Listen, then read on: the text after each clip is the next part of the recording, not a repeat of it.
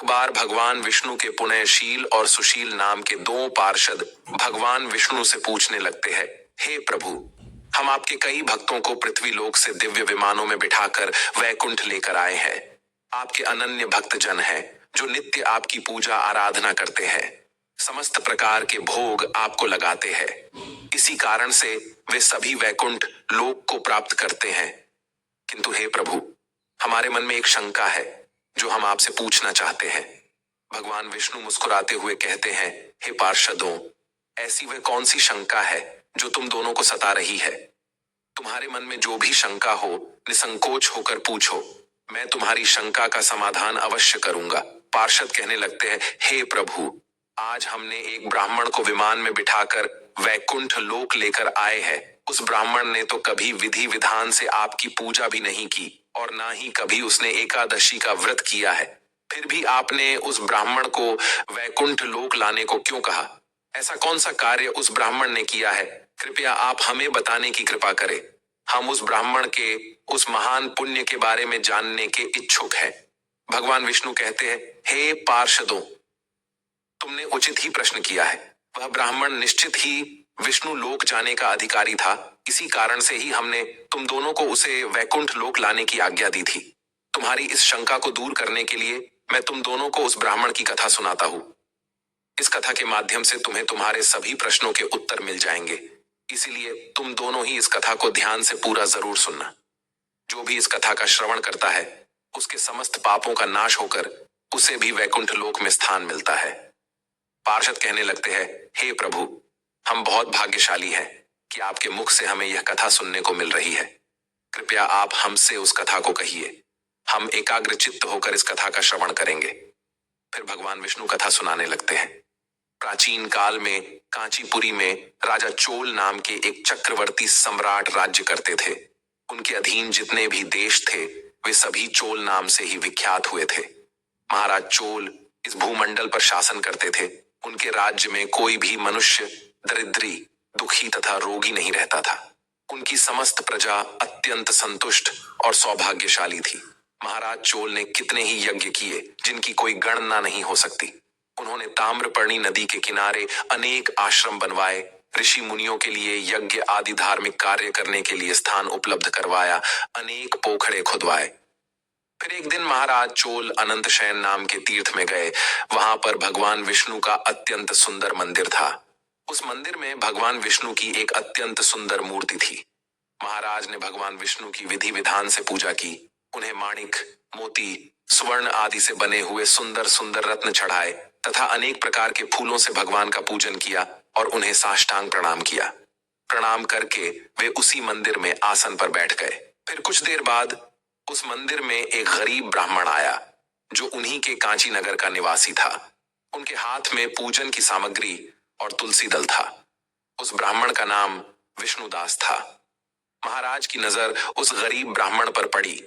वह ब्राह्मण मंदिर में प्रवेश करके भगवान विष्णु की मूर्ति के पास गया और भगवान विष्णु का नाम स्मरण करते हुए उसने भगवान की मूर्ति पर तुलसी दल और मंजरी रख दी और प्रणाम करने लगा।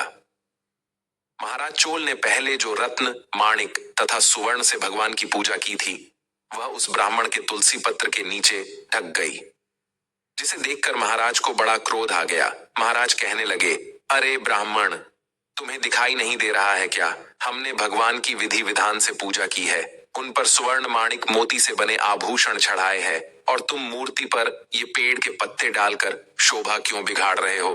बताओ, तुमने ऐसा क्यों किया? मुझे तो ऐसा जान पड़ता है कि तुम बड़े ही मूर्ख हो। सुवर्ण के आभूषणों से भगवान की मूर्ति कितनी शोभा पा रही थी, किंतु तुमने तो पूजा स्थल को गंदा कर दिया। क्या तुम्हें इतनी भी समझ नहीं है भगवान की पूजा कैसे की जाती है? लगता है तुम्हें पता नहीं है भगवान विष्णु की पूजा कैसे की जाती है। तभी तुमने अत्यंत सुंदर आभूषणों से सजाई हुई भगवान की मूर्ति को पत्तों से ढक दिया है। तुम्हारे इस विचित्र बर्ताव पर मुझे बड़ा आश्चर्य हो रहा है। फिर वह विष्णुदास ब्राह्मण बोलने लगा, हे राजन, आपको ही भक्ति का कुछ पता नहीं है। आपको आपके धन पर बड़ा घमंड हो रहा है, इसीलिए आपको तुलसी के पत्र मामूली पेड़ के पत्ते लग रहे हैं। फिर महाराज चोल कहने लगे, हे ब्राह्मण, तुम किस बात का गर्व कर रहे हो? लगता है तुम्हें तुम्हारी भक्ति और ज्ञान पर बड़ा घमंड हो गया है। बताओ तुम्हें कितनी भक्ति है। अगर तुम भगवान को प्रिय होते, अगर तुम्हारी भक्ति से भगवान प्रसन्न होते तो तुम दरिद्री ना रहते। लगता है तुमने भगवान विष्णु को प्रसन्न करने के लिए कभी यज्ञ दान आदि कार्य भी नहीं किए हैं, इसीलिए तुम निर्धन ही हो। भगवान विष्णु की कृपा के कारण ही मैं कांचीपुरम का सम्राट बना हूं और मेरे पास सब प्रकार के ऐश्वर्य है। अगर तुम्हें तुम्हारी भक्ति पर इतना ही विश्वास है तो आज ही इसका फैसला हो जाए। महाराज कहने लगे, यहाँ पर उपस्थित सभी ब्राह्मण कान खोलकर सुन ले। इस ब्राह्मण में और मुझ में कौन सबसे पहले भगवान विष्णु के दर्शन करता है? जो भी भगवान विष्णु को प्रसन्न करके सबसे पहले उनके दर्शन करेगा, केवल वही सर्वश्रेष्ठ भक्त कहलाएगा। इससे समस्त लोगों को पता चल जाएगा कि किस में कितनी भक्ति है। फिर उस ब्राह्मण ने महाराज चोल की शर्त स्वीकार कर ली और अपने घर चला गया। फिर महाराज चोल भी अपने राजभवन को चले गए। महाराज चोल ने महर्षि मुद्गल को बुलाकर बड़े वैष्णव यज्ञ का अनुष्ठान करने का निर्णय लिया।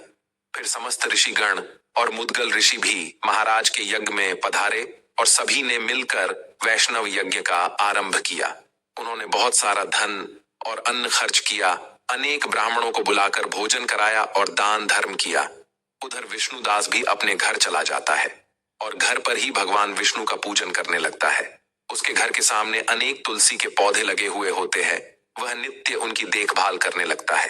रोज सुबह उठकर तुलसी के पौधों को जल देता है और भांति भांति प्रकार से उन पौधों का पालन पोषण करता है।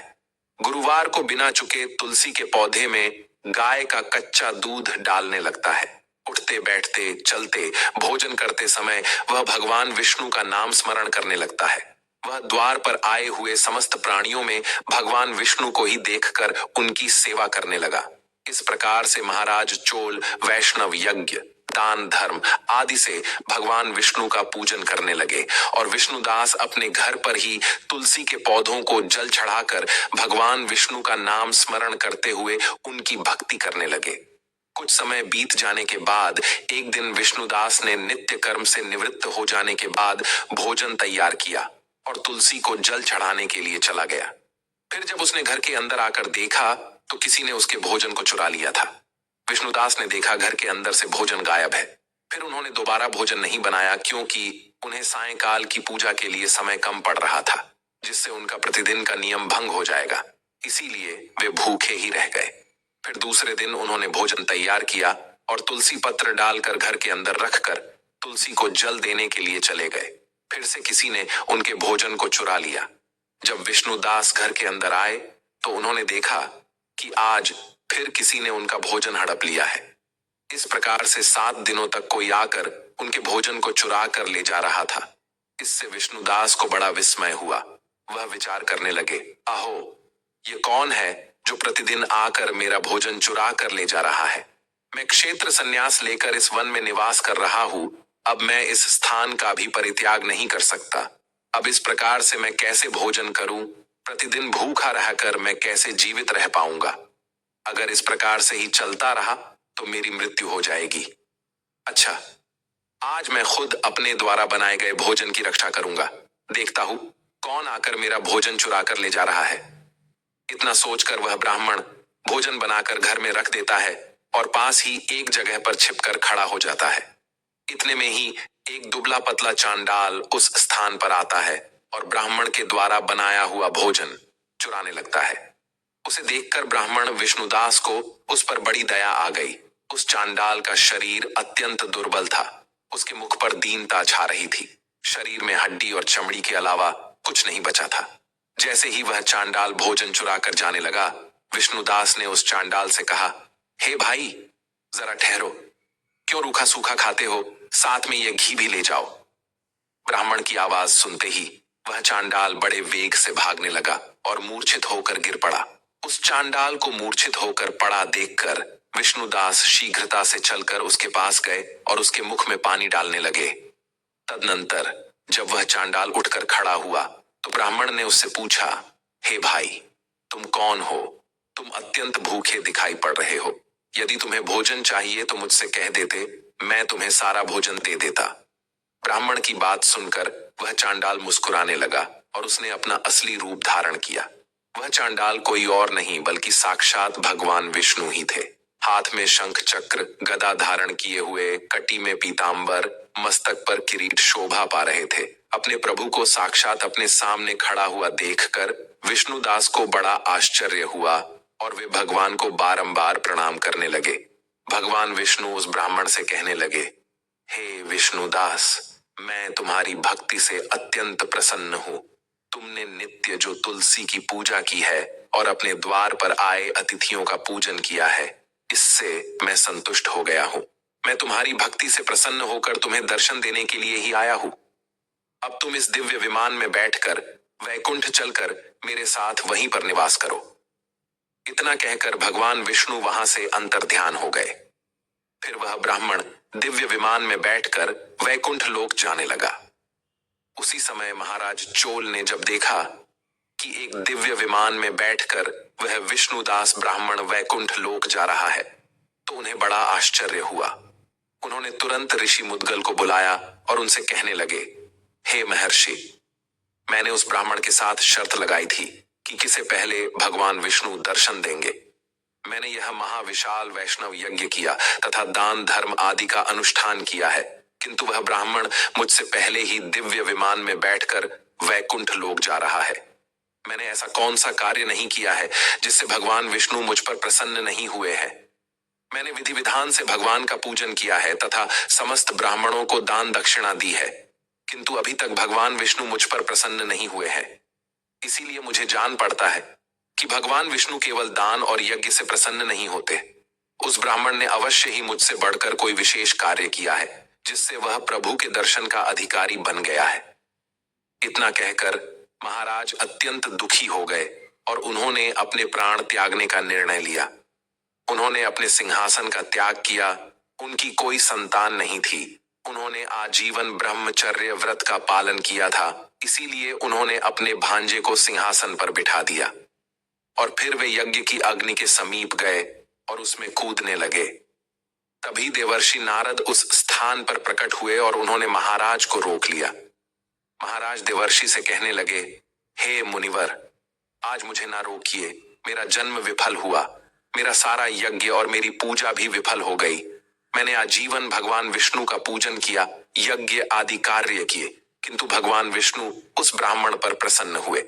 मुझ पर धिक्कार है तो मैं अपने प्रभु को प्रसन्न न कर सका। देवर्षि कहने लगे, हे राजन, आपने कोई भी अनुचित कार्य नहीं किया है। भगवान आपकी भक्ति से प्रसन्न है, किंतु आपने अभी तक भगवान के दर्शन करने योग्य कोई कार्य नहीं किया है। तब महाराज चोल कहते हैं, हे देवर्षि, आप ही बताइए वह कौन सा कार्य है जिससे भगवान विष्णु प्रसन्न होकर दर्शन देते हैं। मेरी पूजा में ऐसी कौन सी कमी रह गई है। मैंने नाना प्रकार के माणिक सुवर्ण के आभूषण भगवान को चढ़ाए हैं, मैंने यज्ञ किए हैं, दान धर्म भी किया है। इसके अलावा ऐसा कौन सा कार्य रह गया जो मैंने नहीं किया? कृपया मुझे बताने की कृपा करें। तब देवर्षि कहते हैं, हे राजन, आपने भगवान विष्णु की पूजा में केवल एक वस्तु का प्रयोग नहीं किया है, उसी कारण से भगवान विष्णु आपको दर्शन नहीं दे रहे हैं। आपने तुलसी दल का प्रयोग नहीं किया है। जब उस ब्राह्मण ने भगवान विष्णु पर तुलसी दल चढ़ाए तो आपने तुलसी पत्र को मामूली पेड़ के पत्ते कहकर उसका अपमान किया है, और भगवान विष्णु को तो तुलसी के पत्र सबसे अधिक प्रिय है। आपके सुवर्ण के गहने, माणिक मोती आदि धन संपत्ति और दान सब कुछ तुलसी के पत्र के आगे तुच्छ है। यदि आप भगवान विष्णु को प्रसन्न करना चाहते हैं, उनके दर्शन करना चाहते हैं, तो आप उन्हें तुलसी पत्र चढ़ाइए। भगवान विष्णु तुलसी पत्र के बिना किसी भी प्रकार का भोग स्वीकार नहीं करते हैं।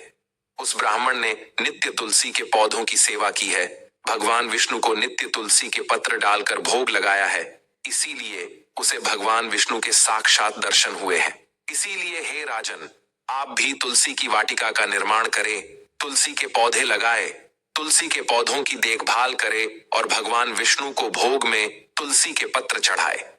देवर्षि के वचन सुनकर महाराज को पश्चाताप होने लगा। उन्हें अपनी भूल समझ में आ गई और फिर उन्होंने अपने राजमहल के पास तुलसी के सुंदर सुंदर पौधों का रोपण किया और नित्य तुलसी को जल देने लगे। भगवान विष्णु को भोग में तुलसी के पत्र चढ़ाने लगे, जिससे उनके सभी दोष समाप्त हो गए। और फिर एक दिन भगवान विष्णु ने साक्षात महाराज चोल को दर्शन दिए और कहने लगे, हे वत्स, मैं तुम्हारी भक्ति से अत्यंत प्रसन्न हूं, तुम्हारे द्वारा चढ़ाए हुए भोग से भी मैं संतुष्ट हूं। इसीलिए अब तुम इस दिव्य विमान में बैठकर वैकुंठ लोक चलो और मेरे साथ निवास करो। फिर महाराज चोल भी दिव्य विमान में बैठकर विष्णु लोक को चले गए। भगवान विष्णु कहते हैं, हे पार्षदों, इस प्रकार से मुझे तुलसी के पत्र सबसे अधिक प्रिय है। केवल तुलसी के पत्र का भोग चढ़ाने के कारण ही उस ब्राह्मण को विष्णु लोक की प्राप्ति हुई है। भगवान विष्णु के द्वारा इस कथन को सुनकर दोनों पार्षद अत्यंत प्रसन्न हुए और भगवान विष्णु को बारंबार प्रणाम करने लगे। तो दोस्तों, इस प्रकार से भगवान विष्णु को भोग लगाते समय तुलसी के पत्तों का प्रयोग अवश्य करना चाहिए। क्रोध, दंभ आदि का परित्याग करके भगवान विष्णु का पूजन नित्य करना चाहिए। एकादशी का व्रत करके तुलसी के पौधे की अच्छी तरह से देखभाल करनी चाहिए। ब्राह्मणों को दान करना चाहिए, गायों की सेवा करनी चाहिए, मसूर, कांजी तथा बैंगन का सेवन करना छोड़ देना चाहिए। भगवान विष्णु की पूजा करने वालों को इन चीजों का सेवन नहीं करना चाहिए। ऐसा करने से ही मनुष्य को विष्णु लोक की प्राप्ति होती है।